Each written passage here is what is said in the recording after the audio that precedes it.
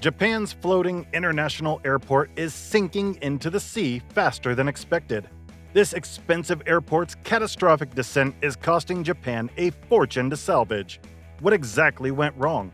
Can this $20 billion engineering mistake be saved from going under? And what does the future hold for the most innovative airport in the world? Kansai International Airport is a massive airport that is known for its uniqueness and architectural brilliance. It is built on 2 artificial islands in Osaka Bay and has served for 30 years as a hub for all of Japan's airlines, Nippon Airways and Cargo. Engineering experts predicted that the airport may one day sink, and they were not wrong. The Kansai International Airport is not only sinking, but also moving further away from the city. It has already sunk 38 feet into the waters, and it's predicted to sink another 13 feet to sea level by the year 2056. Here's how it all began. In the 1960s, the Kansai region, which included the cities of Kyoto, Osaka, and Kobe, was competing with Tokyo. But Tokyo had a major airport, Narita, that supported more businesses and cargo shipments than the small local Itami Airport located in Osaka. Itami Airport needed to be expanded to accommodate more businesses, but sadly, it was located in a densely populated area and could not be expanded because of the heavy noise from jet engines and the sound of aircraft that disturbed residents. Building a new airport became a huge priority, but where would the new location be? The plan was to build a massive airport that would provide 24-hour services and help bolster the economy, but without the liabilities, lawsuits, and protests that usually accompany mega projects, such as the problems that Narita Airport faced during its time. Developers came up with the ambitious idea of building an airport on artificial islands, approximately 3 miles offshore in Osaka Bay. This idea seemed infallible because it would keep the noise away from the densely populated residential areas. They would avoid stringent laws that came with land acquisition and the negative impact of building in a congested mainland. It was perfect, but building on water was no easy task. Construction and planning took 20 years and involved fundamental processes such as breaking down 2 mountains to be used for land reclamation, dredging the soil, and raising a seawall as a protective measure against storms and waves. Millions of vertical steel pipes were installed to remove water from the seabed and add multiple layers of sand to create a sturdy foundation. The airport ended up costing more than twice the actual budget, but it came out as a masterpiece. It was designed by Renzo Piano, an influential Italian architect. The airport was designed with the finest and most modern technologies. It was simple and elegant, with a very long terminal that curved slightly, providing a magnificent view. The 1.7-kilometer terminal is the longest in the world, and a 3.7-kilometer bridge connected the terminal to the mainland. The famous Kansai International Airport was launched on September 4, 1994, and later expanded in 2007 when it became bustling. It is one of the few floating airports in the world and also one of the busiest. The architectural marvel was commended as a representation of Japan's advancement in technology. The airport attracted millions of visitors from every part of the world and became a hub for both local and international travel. An expansion became necessary in 2007 due to the large number of visitors. This led to the construction of a second runway and a second terminal. Inside the airport, you would find numerous shopping malls, a hotel, an observation hall, a post office, and other incredible facilities. However, problems arose when engineers noticed that the artificial island was sinking into the water. The engineers always knew that at some point the island would settle due to comprehensions caused by the weight of the artificial island. But it all happened too soon.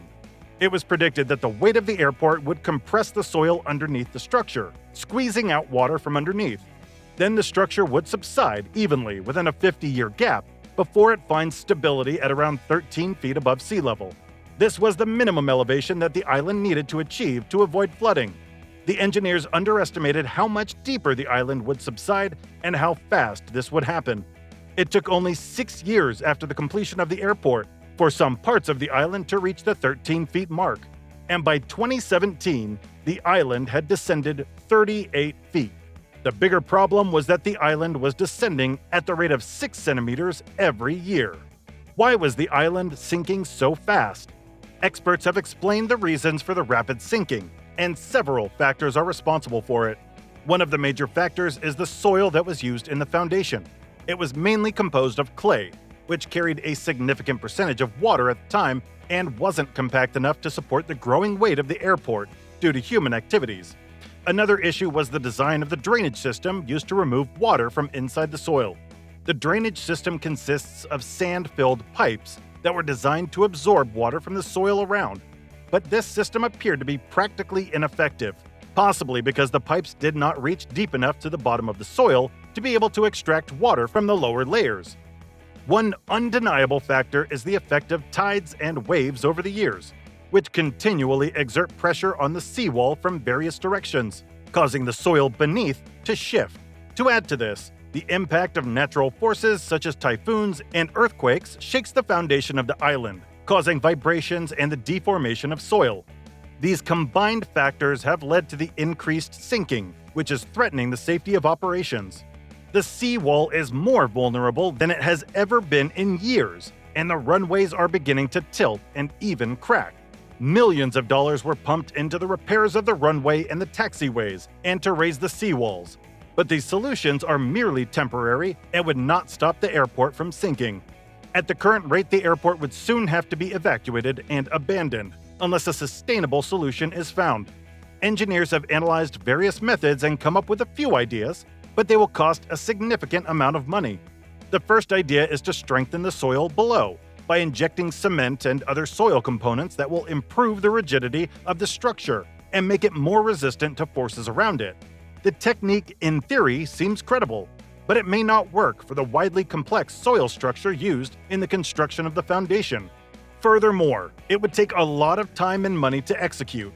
The second solution is to abandon this expensive and economically profitable project to start a new airport project in a different location, using the lessons learned on this one. The new airport would be built on a floating island and would probably face similar challenges. The third recommendation is to adopt engineering methods that would make the floating island more flexible to changing conditions and resilient to rising sea levels. It may involve prefabricated, movable structures such as runways and terminals that can adjust to fluctuating environmental circumstances. For many years, the Kansai International Airport has served as a place of connectivity, transportation, and cargo shipments, and has provided jobs for many. It is also a place of tourism and is of economic value to the country. The future of this national treasure is dependent on the next ideas and innovativeness of its engineers and architects. With more funding and strategic planning, it is possible that the colossal floating airport will remain afloat for generations to come. What are your thoughts on the sinking airport? Is there a strategy that isn't addressed in the solutions? Let us know in the comments below. If you enjoyed this video, be sure to hit the subscribe button and turn off notifications to stay updated with our channel. That's all from us. We'll see you in the next one.